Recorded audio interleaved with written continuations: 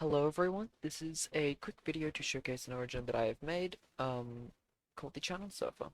It is an origin based around radio waves and absorbing power from different stations. The description reads, "You can see what others cannot. Radio waves coursing through the air around you. If you focus, you might just be able to listen in." Now, for our first ability, you may have noticed that there is a number above my hotbar.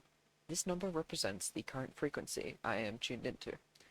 If we have a look at our powers, you can see the tuned in power, which reads, "You can intercept radio waves absorbing power from stations. Your current frequency, like we mentioned, is displayed above your hotbar." You also have your primary ability, which you will be using most often. Controlling the radio waves is second nature to you, and as such you can easily switch between frequencies. Use your primary while standing to increase the frequency, and while sneaking to decrease it. So if we go into game, as you can see, if I use my primary, the frequency goes up. If I shift and use my primary, it goes down. Now, our secondary ability is Pulse. Focus, grab onto your current frequency, and tug it. Pulses your current station, amplifying its effects to you and applying its default effects to all nearby entities. Now, what are stations exactly? Well, the frequencies we've looked at so far, 2 to 4, they are static frequencies. There is nothing of them. However, certain frequencies, such as 1, will have a station. They will play a certain song and you will get a specific effect. Station 1 grants you speed.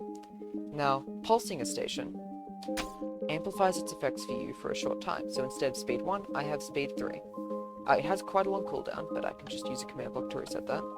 And if we summon an entity, pulsing the station will give all nearby entities its default effect. So it will give me speed 3 for 10 seconds, and it will give nearby entities speed 1.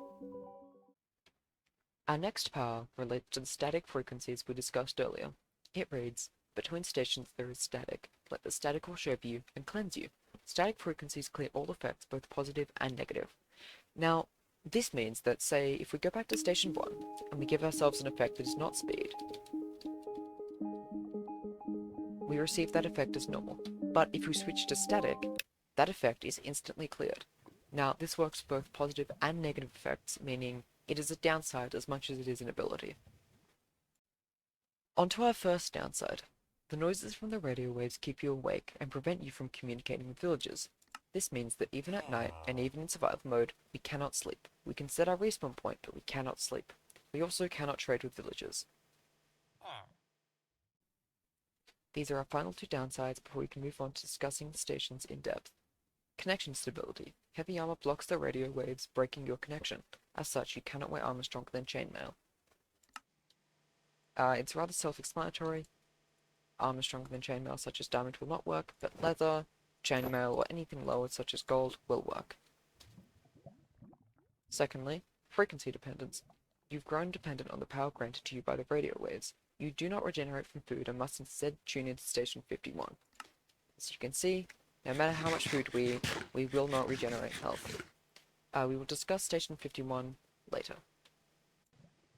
Onto the stations themselves. We've already covered station 1, so let's start at 5. Station 5 gives you permanent water breathing. Pulsing it will give others around you water breathing and give you temporary Dolphin's Grace.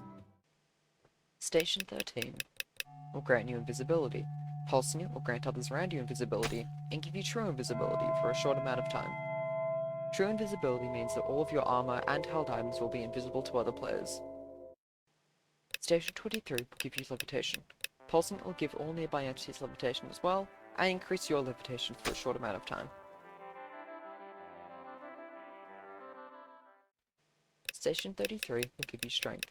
Pulsing it will give all nearby entities strength as well, and increase your strength to level 2 for a short amount of time.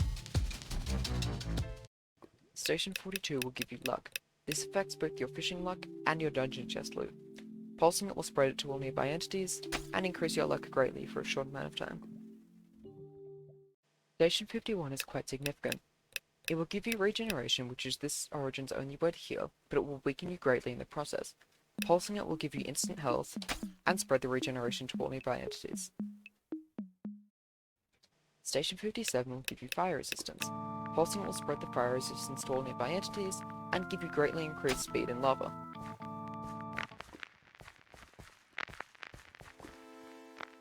Station 66 will give you the glowing effect. Pulsing it will not affect you directly, but it will give all entities in a gigantic radius around you the glowing effect as well. Station 69 will give you the resistance effect. Pulsing will spread it to nearby entities and increase your effect or resistance 2 for 10 seconds. Station 82 will give you the slow falling effect. Pulsing will spread the effect to nearby entities and give you jump boost 5 for a short amount of time.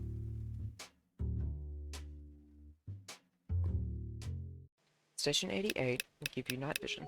Pulsing will spread the effect to all nearby entities and increase your experience gain for a short amount of time. Station 99 will give you the haste effect. Pulsing will spread the effect to all nearby entities and give you haste 3 for a short amount of time. This concludes the origin, though there is one secret station I will not be showing here.